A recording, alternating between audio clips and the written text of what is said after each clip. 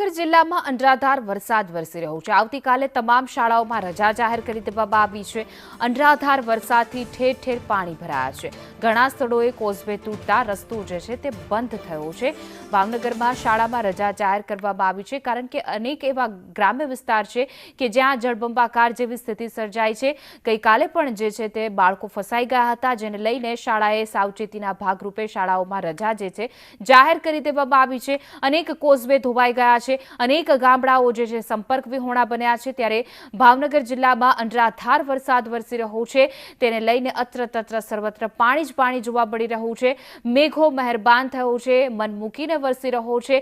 અનેક નદી નાળા છલકાયા છે, નદીમાં નવા નીરની આવક થઈ છે, તો અનેક જગ્યાએ લોકો ફસાયા છે, તેનું રેસ્ક્યુ પણ કરવામાં આવી રહ્યું છે। એનડીઆરએફની ટીમ પણ સ્ટેન્ડ બાય છે, આ સાથે પ્રશાસન પણ ખડે પગે છે, પરંતુ કોઈ દુર્ઘટના ન સર્જાય, કોઈ અનિચ્છનીય ઘટના ન બને તેને લઈને શાળામાં બાળકો માટે રજા જે છે જાહેર કરી દેવામાં આવી છે।